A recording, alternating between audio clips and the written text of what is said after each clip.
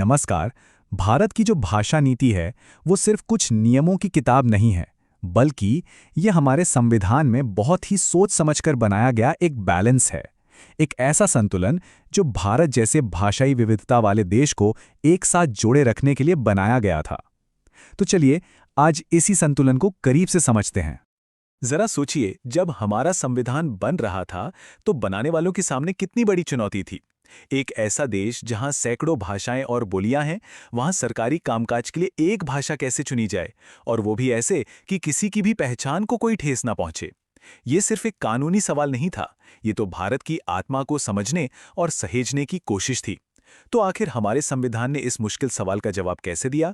चलिए आज इसी की तह तक चलते हैं। तो सबसे पहले बात करते हैं केंद्र सरकार की, यानी कि यूनियन की।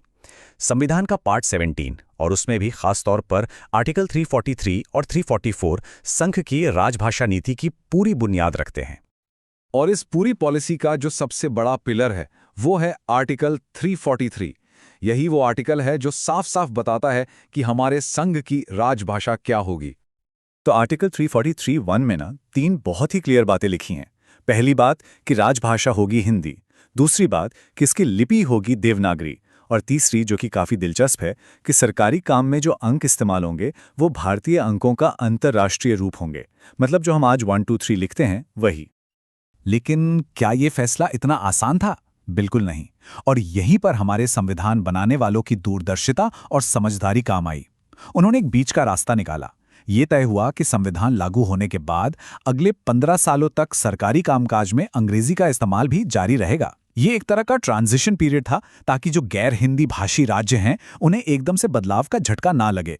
बाद में संसद ने इस व्यवस्था को आगे भी बढ़ा दिया और अंग्रेजी को सहयोगी राजभाषा यानी एसोसिएट ऑफिशियल लैंग्वेज का दर्जा मिला। सच कहूं तो ये भारत की एकता को बनाए रखने के लिए एक बहुत ही जरूरी कदम था।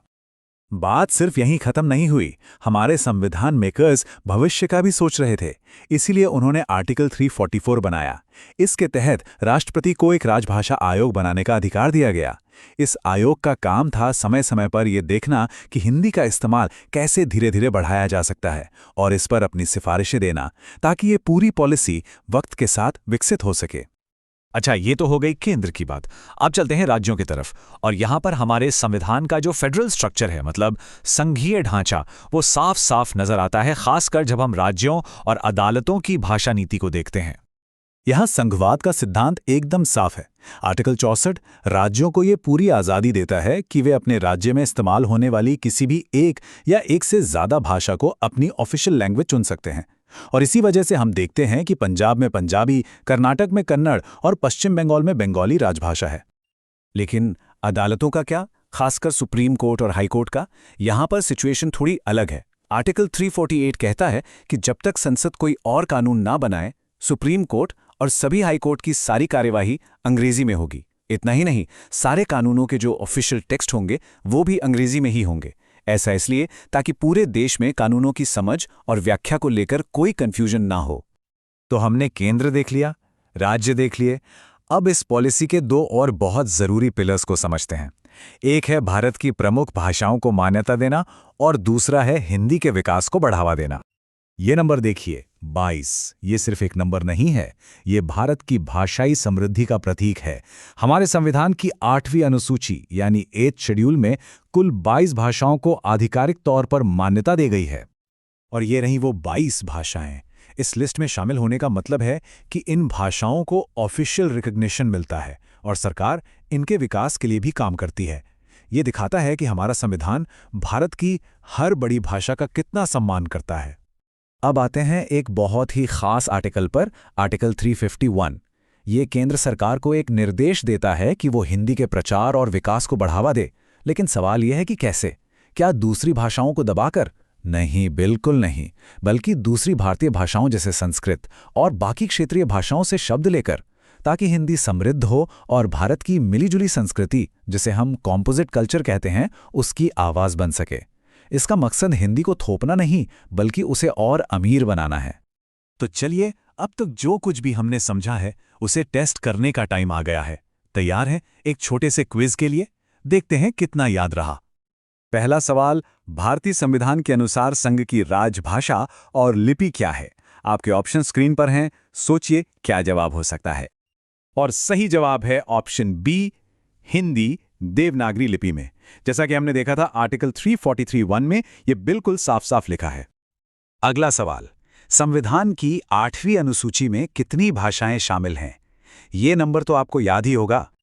बिल्कुल सही जवाब है सी, 22। यही वो अनुसूची है जो भारत की प्रमुख भाषाओं को सम्मान और मान्यता देती है। तीसरा सवाल, सुप्रीम कोर्ट और हाई कोर्ट में कार्यवाही के लिए कौन सी भाषा का इस्तेमाल होता है? सही जवाब है ऑप्शन बी, अंग्रेजी।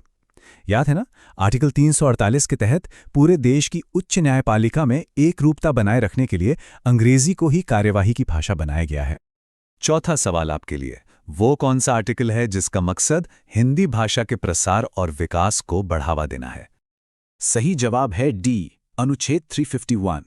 ये वही खास निर्देश है जो हिंदी को दूसरी भारतीय भाषाओं से शब्द लेकर और अमीर बनाने की बात करता है। और ये रहा आखिरी सवाल, क्या राज्यों को अपनी राजभाषा चुनने का अधिकार है? हाँ या ना? और अगर हाँ तो कैसे? पिछले सवाल का सही जवाब है ऑप्शन ए, हाँ, अनुच्छेद 345 के तहत। तो कुल मिलाकर हमने देखा कि कैसे हमारे संविधान ने एक बहुत ही प्रैक्टिकल और सबको साथ लेकर चलने वाली भाषा नीति बनाई। एक तरफ हिंदी को राजभाषा बनाकर एक प्रशासनिक एकता की कोशिश की, तो दूसरी तरफ अंग्रेजी को बनाए रखकर और राज्यों को अपनी भाषा चुनने का अधिकार देकर विविधता का पूरा सम्मान किया। और यही बात हमें आखिर में एक बड़े सवाल पर लाकर छोड़ देती है, क्या भाषा नीति का यह संतुलन ही अनेकता में एकता वाले भारत की सबसे बड़ी ताकत है? इस पर विचार जरूर कीजिएगा।